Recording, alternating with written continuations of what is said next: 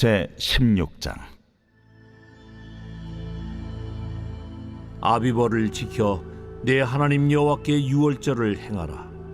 이는 아비벌에 내 하나님 여호와께서 밤에 너를 애굽에서 인도하여 내셨습니다. 여호와께서 자기의 이름을 두시려고 택하신 곳에서 소와 양으로 내 하나님 여호와께 유월절 제사를 드리되 유교병을 그것과 함께 먹지 말고 이래 동안은 무교병 곧 고난의 떡을 그것과 함께 먹으라. 이는 네가 애굽 땅에서 급히 나왔음이니 이같이 행하여 내 평생에 항상 네가 애굽 땅에서 나온 날을 기억할 것이니라.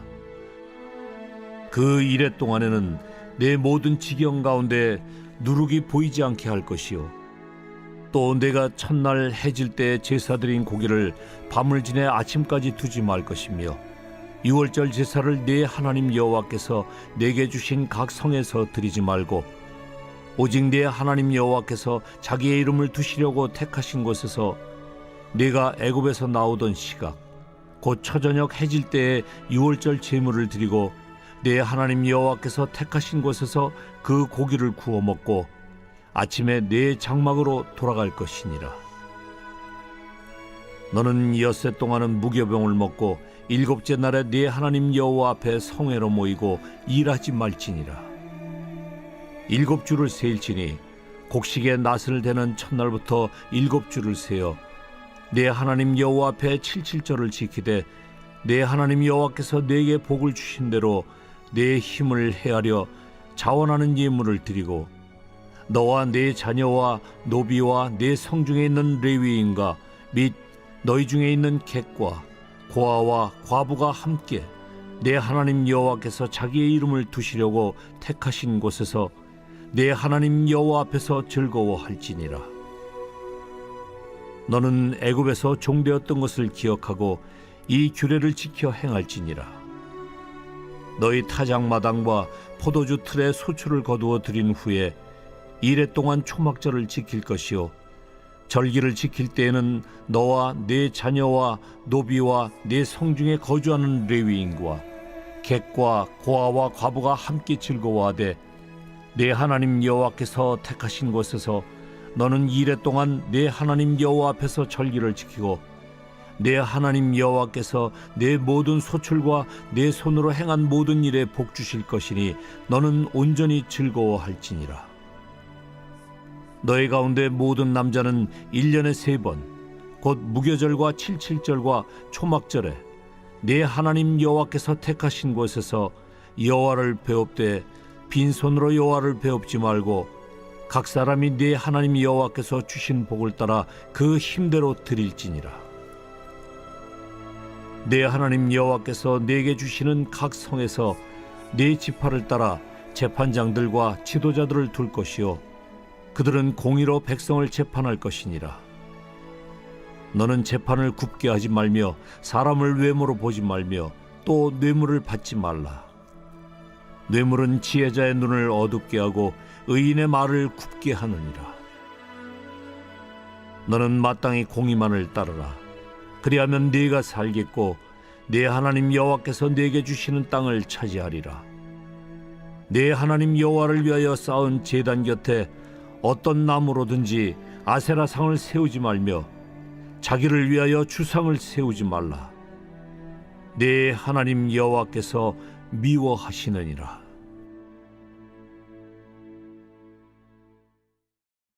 빛이 있으라. 오늘도 말씀의 은혜와 지혜가 우리 성도님들의 삶을 정말 충만케 하시기를 주님의 이름으로 축복합니다.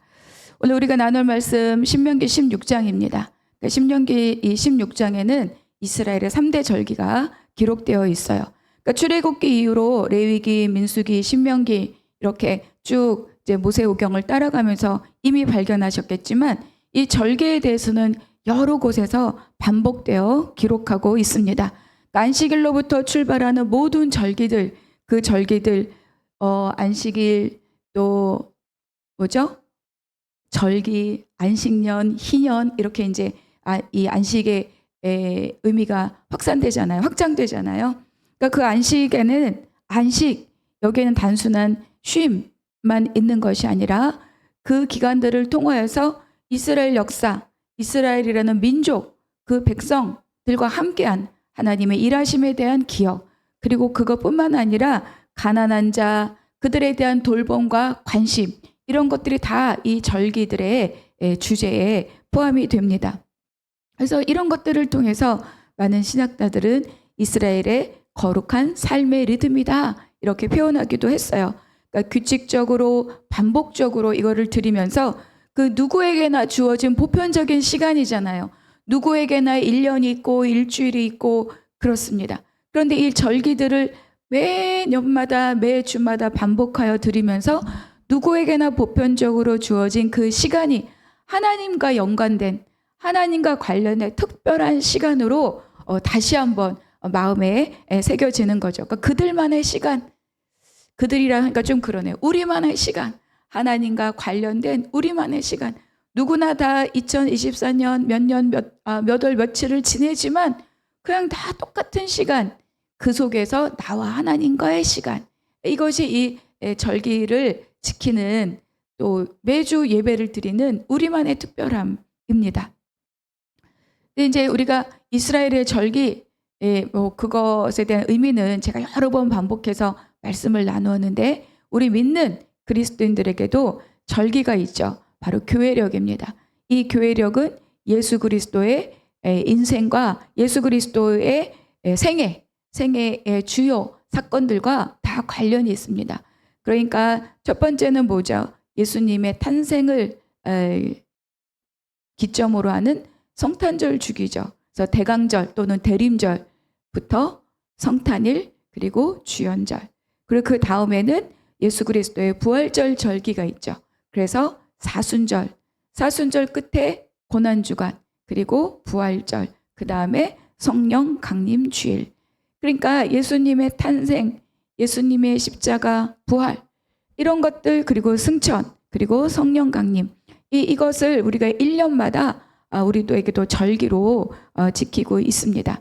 이런 교회력을 통하여서 우리는 뭘 기억합니까? 예수 그리스도, 그분의 이 땅에 왜 오셨는가? 그분이 이 땅에 어떻게 오셨는가? 그분의 삶은 무엇인가? 그분의 사역은 무엇인가? 무엇 때문에? 이런 것도 우리가 다시 한번 되새기는 거죠. 그래서 그 예수 그리스도의 생애가 나와 어떻게 관계가 있는가? 나를 위해서, 또 사람을 위해서, 하나님의 처음 주신 창조 목적을 회복하기 위해서, 그런 것들을 우리가 내 일상에서 새겨나가는 것이 바로 이 교회력입니다. 그러니까 그들에게 절기는 우리와 상관없는 게 아니라 그것이 예수 그리스도를 통해서 우리에게 다시 한번 새겨지는 거죠. 그래서 이스라엘 백성들은 이렇게 이제 절기들을 지키면서 그들의 백성의 삶을, 또 민족을 인도해 오신 하나님을 기억하고, 그리고 그것을 자녀들에게 전승하는 그런 시간이 되었습니다. 그래서 오늘 이제 이 절기를 시작하는데 제일 먼저 유월절이 나옵니다. 유월절이 빠질 수 없죠. 자, 1절 같이 읽겠습니다. 아비월을 지켜 내 하나님 여호와께 유월절을 행하라. 이는 아비월에 내 하나님 여호와께서 밤에 너를 애굽에서 인도하여 내셨음이라.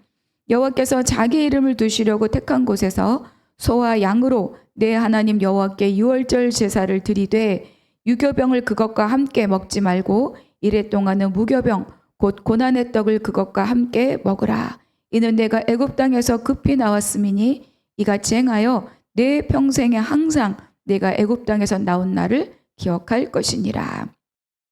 아비벌은 이제 종교력으로 1월이죠. 아비벌, 6월절이 있었던 그 달을 그 해 첫 달로 삼으라, 이렇게 하나님께서 출애굽기 12장에서 명령하셨죠. 근데 이제 이게 뒤에 가면 니산월이라고 나옵니다. 그러니까 이거는 바벨론식 표현이에요. 그러니까 바벨론 포로기 이후에는 아비벌이라는 표현이 없고 니산월이라고 표현하죠. 그러니까 아비벌, 니산월 다 같은 달입니다. 6월절이 있는 그들의 종교력으로 1월을 말하죠. 그러니까 여기서는 또 이제 6월절과 무교절을 연결해서 지금 말씀하고 있어요.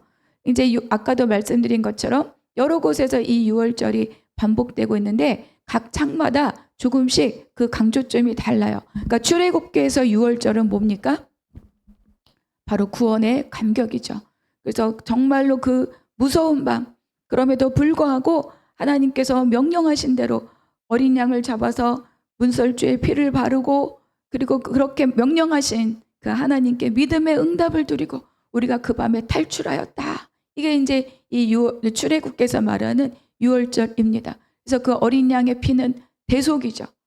그래서 모든 첫 것은 다 죽었지만 우리 이스라엘의 장자들은 살았다. 이 대속의 의미 그리고 이 구원의 감격 이게 강력하게 표현되고 있는 게 바로 이 출애굽기의 이 유월절입니다. 그래서 그 유월절의 시작 하나님이 어떻게 일하셨는지 그래서 자녀들에게 이것이 무엇이냐 묻거든 하나님께서 권능의 손으로 우리를 건지셨다라고 말하라.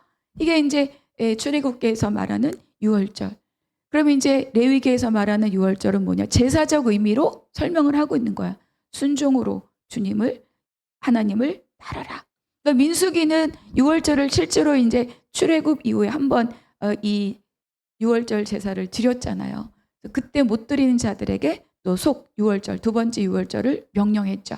그리고 민수기 두 번째 인구조사가 끝난 이후에 28장, 29장 또 절기를 말할 때 그때 유월절은 아주 세세하게 어떤 제물을 드릴 것이며 그때 드리는 가루의 양은 무엇이며 기름의 양은 무엇이며 어떻게 드릴 것이며 이게 세세하게 기록이 되어 있어요. 그 무슨 뜻이냐? 이제 곧 가나안에 들어갈 거기 때문에 들어가서 그 땅에 소출로 드려야 되기 때문에 그러니까 이거는 이제 제사장이 그 유월절 제사를 집례하기 위한 아주 구체적인 그런 내용들이 기록되어 있는 게 이 민수기에 있는 유월절의 특징입니다. 그러니까 굉장히 그건 제사장 중심적인 유월절을 기록하고 있죠. 그래서 오늘 이 신명기에 있는 이 유월절은 그것보단 조금 더 백성을 대상으로 하는 기록이다 이렇게 볼 수 있습니다. 근데 이제 이 세 가지 절기를 이야기할 때 반복되는 특징이 있어요. 그것이 뭐냐 하면 여기 이제 2절에도 기록되어 있는데 여호와께서 자기 이름을 두시려고 택하신 곳 그곳에서 드려라. 여호와께서 자기 이름을 두시려고 택하신 곳. 여기서는 어디라고 명확하게 나오지 않지만 중국에는 여기는 이제 예루살렘이 되는 거죠. 그러니까 여기는 어디냐가 중요하지 않고 여호와께서 택하신 곳이다. 그리고 그곳은 어떤 곳이냐? 하나님께서 자기 이름을 두시려고 택하신 곳이다. 그러니까 하나님의 이름을 두시려고 하나님이 택하신 곳. 이게 이제 중요합니다. 그러니까 사람의 편리가 아니라 하나님이 명령하신 그 자리로 나와라. 그래서 이 절기에 다 동일한 말씀이 기록되어 있죠. 그러니까 이제 출애굽 당시에 유월절을 기준으로 본다면 이스라엘 백성들은 다 자기 집에서 유월절을 보냈잖아요. 어린 양을 잡고 문설주를 피를 바르고 그리고 이제 허리에 띠를 띠고 신발을 신고 지팡이를 잡고 급히 먹으라. 그렇게 지냈죠. 근데 이제는 어때요? 우리가 이제 신명기 12장에서도 택하신 곳 그때도 나누었지만 이제는 이스라엘 백성들의 생활 환경이 달라졌잖아요. 그러니까 그동안에는 하나님의 불기둥과 구름 기둥을 따라서 멈추라 하면 멈추고 가라 하면 가고 이런 생활을 했지만 이제 가나안에 들어가면 이스라엘 백성들이 광야에서는 성막 중심으로 다 진이 둘러싸고 있었지만 이제는 가나안 전역에 다 지파별로 흩어져 살게 되는 거죠. 그러니까 그 각 지역의 어떤 종교적 풍습에 휩쓸리거나 또는 각 지파의 소견대로 더 잘 해보겠다고 또는 이건 필요 없지 않냐 이러면서 각 지파의 소견대로 드릴 가능성이 너무 많은 거죠. 그래서 택하신 곳으로 예물을 들고 와라. 이제는 그들이 하나님을 향하여서 찾아가는 그런 삶을 이제 이야기합니다. 여러분 우리가 형식이 의미가 없다라고 생각할 수 있지만 그렇지 않습니다. 형식 안에 내용을 담는 거죠. 그래서 그 형식이 내용을 보호해 주는 거예요. 근데 우리가 형식을 다 깨버리면 이 내용이 변질되고 내용이 훼손될 가능성이 많다. 예배도 마찬가지입니다. 그냥 막 드리면 되지 않냐? 그렇지 않아요. 예배 형식에는 다 그 의미가 있는 거죠. 그러니까 하나님께서도 이거를 말씀하는 거예요. 그래서 다 흩어져 살지만 한 하나님을 향하여서 한 형식으로 그러니까 이 공동체의 통일성 그리고 이 공동체 연합. 우리는 하나님 아래의 한 백성이다. 한 몸, 한 주, 한 하나님, 한 성령. 그거를 여기서 말씀하고 있는 겁니다. 그래서 다 여호와께서 자기 이름을 두시려고 택하신 곳으로 와서 이렇게 반복하여 말씀하고 있죠. 근데 이제 이게 찾아가고 일상은 흩어져 살고, 이건 이제 우리 성도들에게 삶에도 그들에게 이제 의미가 있는 거죠. 우리 다 각 사람이 다 성전이잖아요. 그러니까 우리는 움직이는 성전으로 세상에 나아가서 빛과 소금으로 왕 같은 제사장으로 하나님의 대행자로 우리 각각 하나님이 맡기신 삶의 영역에서 삽니다. 그러다가 다시 또 주일이면 다 예배를 교회로 예배를 드리러 오는 겁니다. 그래서 한 말씀을 듣고 함께 찬양하고 함께 기도하고 또 성령의 충만함으로 채우고 또 다시 또 세상에 나아가서 빛과 소금의 삶을 살고, 그래서 매주 우리가 정해진 예배를 드리는 것은 굉장히 중요한 거예요. 그러니까 이제 여기는 아주 구체적으로 언제 해라, 밤에 해라 이렇게 계속 이야기하시잖아요. 정해진 날, 정해진 시간, 정해진 방법, 정해진 제물. 우리가 그런 식의 제사를 드리진 않지만, 그러나 내 형편대로 드리지 않고 정해진 예배를 드린 이 예배 스피릿만은 다르지 않다는 거야. 변함이 없다는 거죠. 그래서 우리가 예배를 내가 어떻게 드리고 있는가. 출애굽 당시에는 이제 급박하게 길을 떠나야 됐기 때문에 무교병을 먹었죠. 근데 이제는 어때요? 농사를 짓고 소출이 있어요. 그래서 이제는 그 땅의 소산물을 가지고 이 무교병을 만들어서 예물로 갖고 옵니다. 그땐 그랬다. 그런데 지금은 이렇다. 그러니까 그때는 어쩔 수 없이 무교병을 먹을 수밖에 없었지만 지금은 어때요? 무교병을 먹지 않아도 되는 상황임에도 불구하고 무교병을 만들어서 하나님께 예물로 가져가고 일주일 동안 무교병 이 누룩이 없는 삶을 사는 거예요. 그때를 기억하는 거죠. 그땐 그랬다. 그때를 다시 한번 회상하면서, 그러나 지금 우리가 얼마나 하나님 주신 은혜와 부요 가운데 있는가, 이거를 생각하면서 하나님께 예물을 드립니다. 이거는 이제 이 유월절 그리고 누룩이 없는 떡을 먹는 이어지는 무교절 기간은 우리에게도 굉장히 중요한 의미가 있습니다. 그러니까 하나님의 어린 양이신 예수 그리스도, 그 피로 구속받은 것을 기억하고, 그래서 어린 양의 피로 구속받았다. 그 사람은 어떤 삶을 살아야 된다?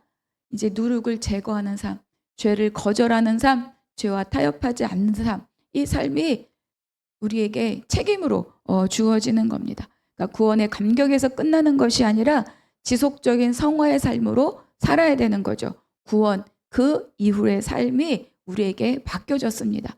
그래서 과거 피로 구원받았다 해서 끝나는 것이 아니라 계속 우리가 앞으로 성화해 가는 그 삶의 책임이 우리에게 있다는 것을 말해주는 거예요. 그러니까 여러분, 우리가 혹시 홍해 앞에서 머무르고 있는 분이 있다면 여러분 담대하게 기꺼이 광야로 나서지기를 바랍니다.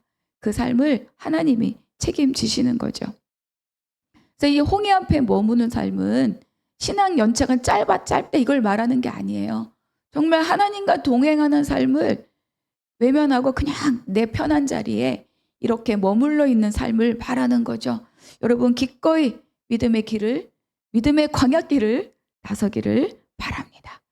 77절, 7주를 셀지니 곡식에 낫을 때는 첫날부터 7주를 세어라. 여기도 나오죠. 내 하나님 10절, 내 하나님 여호와께서 내게 주신 복을 주신 대로 내 힘을 헤아려 자원하는 예물을 드리고 너와 내 자녀와 노비와 내 성 중에 있는 레위인과 및 너희 중에 있는 객과 고아와 과부가 함께 내 하나님 여호와께서 자기 이름을 두시려고 택하신 곳에서 내 하나님 여호와 앞에서 즐거워할지니라.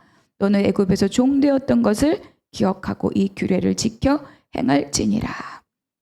초실절로부터 이제 7주를 말하는 건데 6월절이 이 고난을 기억하는 절기라면 여기 이 77절은 뭐예요? 여호와 앞에서 즐거워할지니라.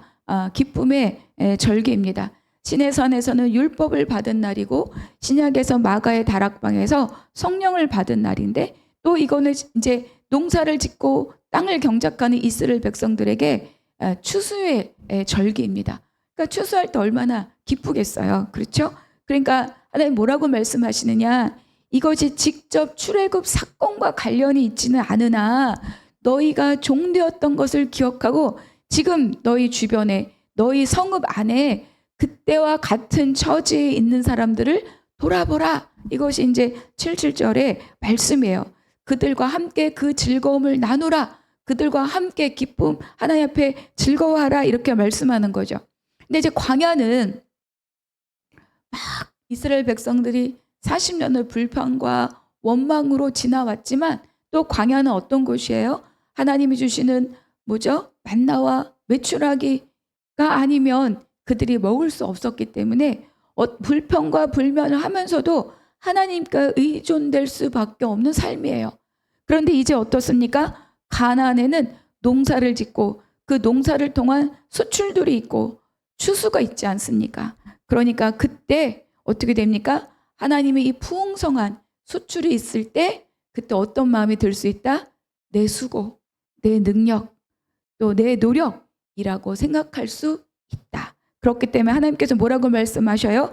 내 하나님 여호와께서 내게 주신 복대로 힘써 자원하여 예물을 드리라. 그러니까 백성의 풍요의 근거가 어디에 있느냐? 하나님으로부터 왔다는 거예요. 그리고 하나님께서 이스라엘 백성 애굽의 종되었던 곳에서 건지신 하나님이심을 기억하라. 그러니까 우리도 힘들 때는 주님 이러지만 뭐 일이 잘 되고 사업이 잘 되고 이럴 때는 어때요? 은근슬쩍 내 수고도 이렇게 얹어놓고 싶잖아요. 내가 밤을 새웠다. 내가 새벽부터 일했다. 그렇게 내 마음에 이르기를 내 심중에 이르기를 그거 하지 말라고 하나님께서 말씀하시는 거죠. 이거는 옛날에 이렇게 막 그야말로 궁상스럽게 그런 의미가 아니라 언제나 이 풍요를 넉넉하게 누리면서 이것을 주신 분이 하나님이시다.